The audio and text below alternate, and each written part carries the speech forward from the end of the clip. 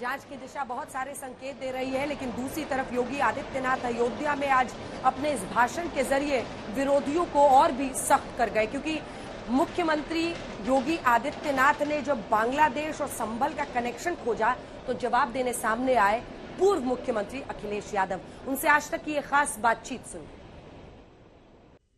इसमें भारतीय जनता पार्टी की सरकार दोषी है, उन्हीं की वजह से हुई है। अधिकारी नाकाम हैं, अपने अधिकारी जो इनकॉम्पिटेंट अधिकारी हैं उनको सरकार बचाना चाहती है।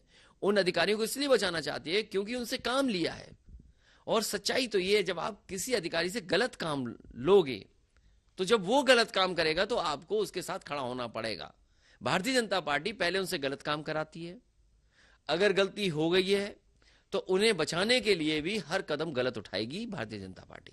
भारतीय जनता पार्टी के एक नेता हैं मुख्यमंत्री केशव प्रसाद मौर्य, उनका एक स्टेटमेंट है कि कांग्रेस और समाजवादी पार्टी के बीच में होड़ मची है, रेस लगी है कि जो वोट की पॉलिटिक्स है वो कौन करता है, इसलिए दोनों जाना चाहते हैं।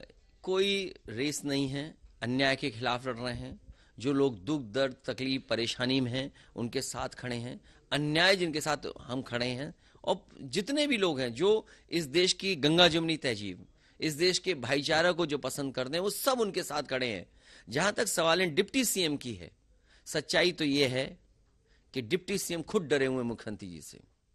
ये डिप्टी सीएम वो हैं जिन्होंने मुख्यमंत्री जी पर करप्शन का आरोप लगाया था।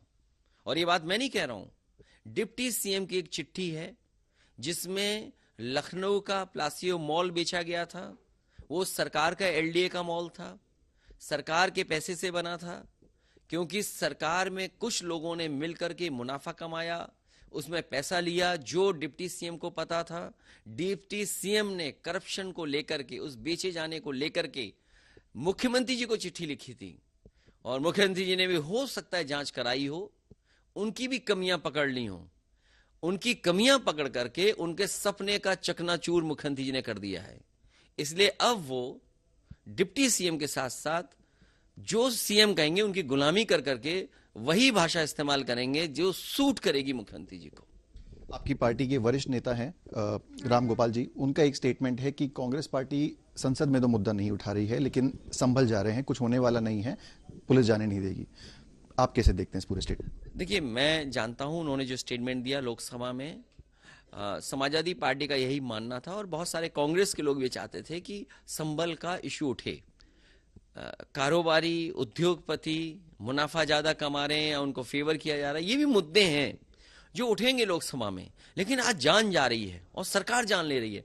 मैं या हम सब लोग किस पे भरोसा करेंगे? पुलिस पे भरोसा करेंगे, एडमिनिस्ट्रेशन पे भरोसा करेंगे कि वो हमें न्याय देंगे।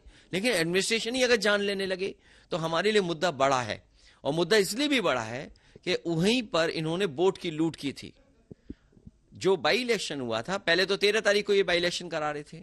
जब इन्हें लगा कि ये चुनाव हार जाएंगे तो उन्होंने तारीख बदली, तारीख बदल करके पूरी रणनीति तैयार की, अपने जो लोग हैं उनको सेट किया, अपने लोगों को सेट किया, इसलिए कि कल को अगर जांच हो और ये पकड़े जाएं तो कम से कम इनकी पोल ना खोलें वो अधिकारी। इसलिए अपने लोगों को सेट कर करके पूरा चुनाव लड़ाया। और मैं तो कह रहा हूं, अगर सरकार निष्पक्ष थी, जो ऑफिसर्स वहां पे ड्यूटी लगाए गए थे या जो इलेक्शन कमीशन के माध्यम से जो वोटिंग करा रहे थे अंदर, उनकी सबकी सूची जारी कर दें कि कौन कौन अधिकारी वहां थे। अगर जिस दिन सूची जारी हो जाएगी, जनता अपने आप समझ जाएगी क्या चोरी करने के लिए ये अपने लोगों को सेट कर करके बैठाए थे। इसलिए संभल इंपॉर्टेंट है और भी मुद्दे इंपॉर्टेंट हैं, लेकिन समाजवादी पार्टी का ये मानना है कि लोकसभा में कम से कम उठाएं, क्योंकि जिस तरह का व्यवहार भारतीय जनता पार्टी के मुख्यमंत्री जी का है, वो किसी भी व्यक्ति को संभल नहीं जाने देंगे, क्योंकि वो अपनी नाकामी छिपाना चाहते हैं। अधिकारी अपनी नाकामी छिपाना चाहते हैं। वो अधिकारी हैं जो खुशामद में रह रहे हैं वहां पर, एक एक्सटेंशन और एक्सटेंशन के बाद एक्सटेंशन मिला है, वो अधिकारी वहां पर हैं। और एक ही स्टेट के कई अधिकारी वहां हैं। राजस्थान के अधिकारी वहां पोस्ट किए गए हैं। क्यों पोस्ट किए गए, उनके जरा बैकग्राउंड देखिए, कहां कहां पहले पोस्ट हुए हैं। जहां पहले पोस्ट हुए हैं, लोग बताते हैं कि उनका कार्यकाल वहां बहुत अच्छा नहीं था। इसीलिए सरकार नौकरी करने वालों पर भी दबाव बना करके, क्योंकि इन्होंने कहीं गलत काम किए होंगे तो उनके गलत काम न खुल जाए, इसलिए उनसे गलत काम सरकार करवा रही है। एक आखिरी सवाल, एक मुद्दा उठा है कि जो सिटिंग अरेंजमेंट है पार्लियामेंट में, उसमें थोड़े चेंजेस आए हैं। आपके जो एमपी हैं अवधेश प्रसाद, उनकी सीट जो है वो पीछे कर दी गई है। ये बात चल रही है कि कहीं ना कहीं समाजवादी पार्टी कांग्रेस से नाराज है। आप नाराज है कांग्रेस?